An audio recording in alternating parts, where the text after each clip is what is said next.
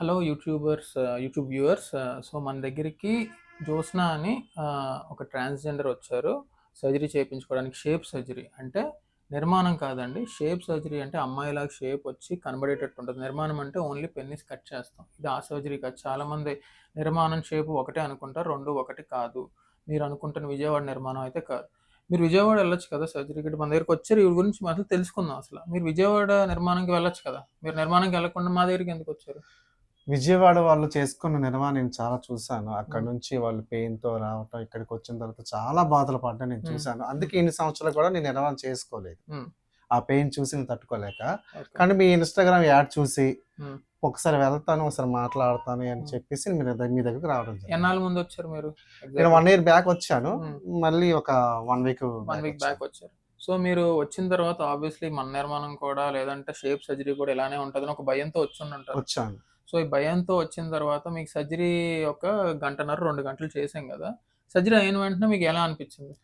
Surgery అయిన వెంటనే నాకు చాలా బాగా అనిపించింది. నన్ను తీసుకొచ్చి బెడ్ మీద వేయగానే ఆ రోజు నైట్ మంచిగా నిద్రపోయాను. మార్నింగ్ లెగిసి నాకు నేనుగానే నెమ్మదిగా నడవడం స్టార్ట్ చేశాను. ఓకే. సో ఇప్పుడు నిర్మాణం చేయించుకొని విజయవాడ వస్తారు కదా, వాళ్ళ దగ్గర ఎన్ని రోజులు బాధపడతారు మామూలుగా బెడ్ మీద ఉండి? నాకు తెలిసి యూరిన్ బ్యాగ్ 11 రోజులు పెడతారు. ఆ 11 రోజుల వరకు వాళ్ళు నరకం చూస్తారు. కానీ నాకు అలా లేదు. నేను ఆపరేషన్ చేసిన తర్వాత రోజు నుంచే లేచి నడిచారు. మీకు యూరిన్ బ్యాగ్ ఎప్పుడు తీసేశారు? నాకు 5 రోజులు తీశారు. 5 రోజులు తీసేశారు. మీరు ఇప్పుడు నడుస్తున్నారు, హ్యాపీగా ఉన్నాను. ఓకే. మెట్లు ఎక్కగలుగుతున్నారు, దిగుతున్నారు. ఆల్రెడీ మెట్లు ఎక్కి వచ్చాను. ఓకే. ఇప్పుడు ఈవిడ ఇల్లు 3 అంతస్తుల పైన ఉంటది కాబట్టి ఫస్ట్ క్వశ్చన్ అడిగారు, నేను నడవగలనా అని.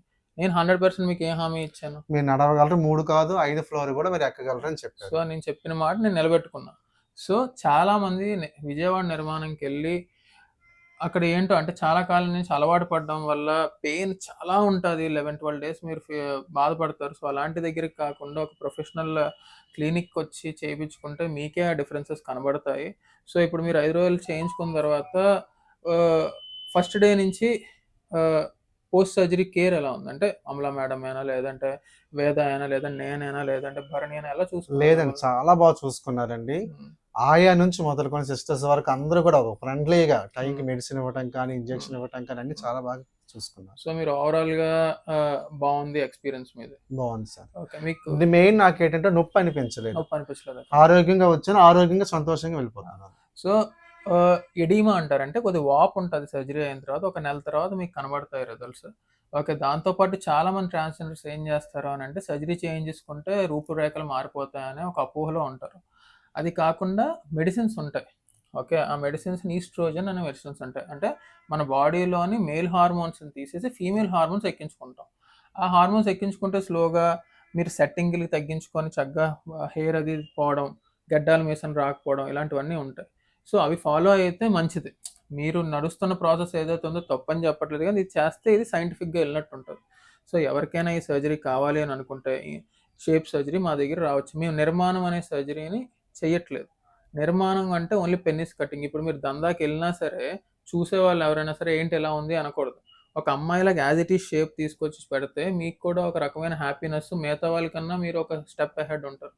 సో మీరు దందాలకు వెళ్ళినా వెళ్ళకపోయినా ఈ సర్జరీ మీరు చేయించుకుంటే అమ్మాయిలా షేప్ రావడం, చూడడానికి బాగోవడం, ఒక అమ్మాయి లాంటి ఫీలింగ్ కూడా ఇంటర్నల్గా వస్తుంది.